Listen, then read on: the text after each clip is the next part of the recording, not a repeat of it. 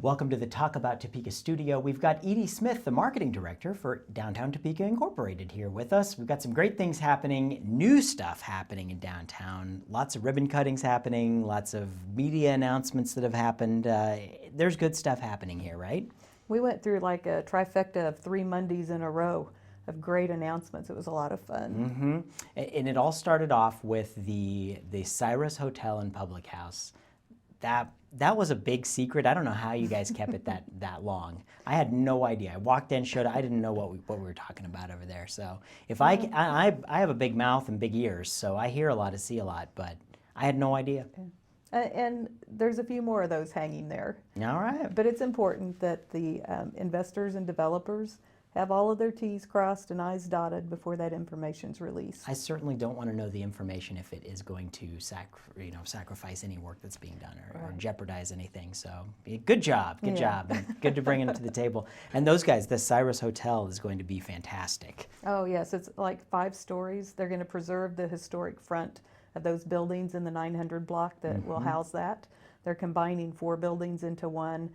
They're doing a really cool mix of the historic preservation with modern style.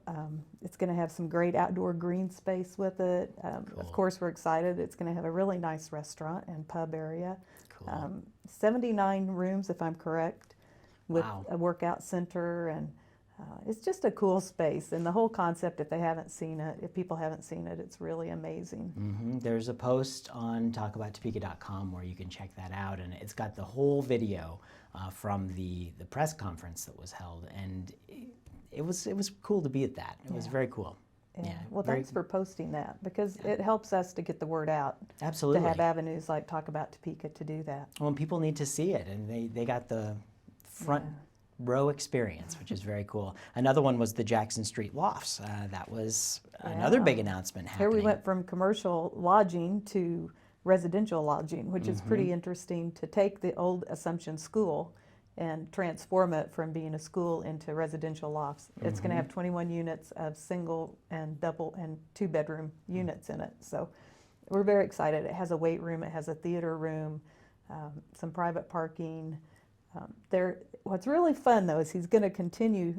Mark Bernheide is one of the developers in this, and they're going to Mark and Sarah are just beautiful people.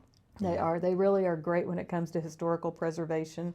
But they're going to keep some of those elements of the school in there. Like if you walk down the hallway, it still has the wainscot tile and the old water fountains. They're keeping chalkboards, and it's just really kind of cool what Mark's doing with it. Our studio, when Mark he used to own this building. We bought this building from him, and our studio was just cinder block shut for 40 years, and he was the one. They were the ones responsible for coming in and making it usable again, and such a beautiful attention to detail to the historic preservation of what this stuff is. Yes. You have original glass, original woodwork. It's got so much charm. And I know they're going to do the exact same thing over there. They're going to take every bit of charm that exists and make sure that it's highlighted with its own spotlight, and that's what they do. It even will have stained glass windows back in. Now they're not of religious connotation. They're very geometric, so they're pretty generic in a sense, but they're keeping all the elements that they possibly can, which is really exciting. It keeps that character, so. Most definitely. That's awesome. Most definitely.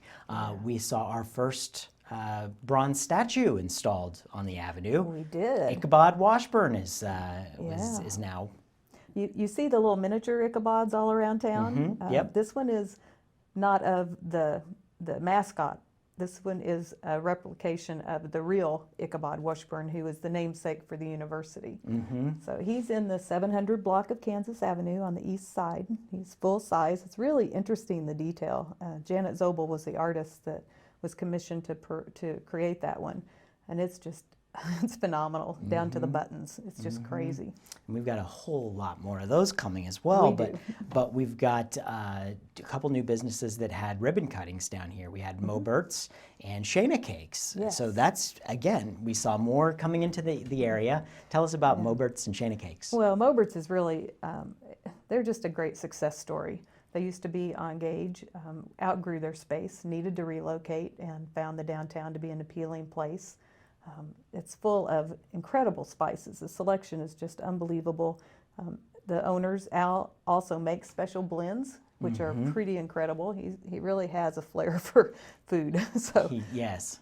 Yeah, he really He does. does. And they can tell you anything about what you're making. They will they'll know. They'll teach you, and they're very well, hands-on. and he started doing classes, which I don't know if a lot of people know that. He's doing, there's a schedule where there's like 15 to 20-minute sessions. Over the lunch hour, there's 2. So if your lunch hour is early, you can get to 1. If it's later, you can get to 1. But they're highlighting different spices and uses, and they're fun. I mean, he's really expanding that, not just supplying things, but he's actually teaching you as well. It's so cool. I love that. And Shana Cakes, it's an allergy.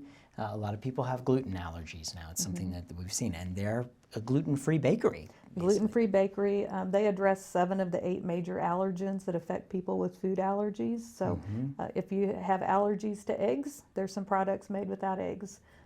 Nut-free, just the gluten-free, casein-free. It's tasty. She was a chemist and a chemistry teacher. Wow. So when Kelly's daughter ended up with some issues with allergies, she said, I don't want her to have to live her life without enjoying food. So she started developing recipes and found that there really is a widespread need. And the bakery then is what happened as a result of her daughter's situation. Well, check that out down at 5th in Kansas. You can always find this. If you've missed this information, you can go to talkabouttopeka.com and pick up the full interview. And thank you so much, Edie, for coming down. Thank you. Of course, the Miracle on Kansas Avenue Parade, that's the 13th, Sunday the 13th. It was rescheduled this year. But come down, shop at some of the local merchants in downtown Topeka, and tell them we sent you, because we want you to share the love with them. They certainly love what they do, and they love sharing their love with you. So come down to downtown Topeka, and thank you so much, Edie Smith, for joining us today. Thank you. You bet.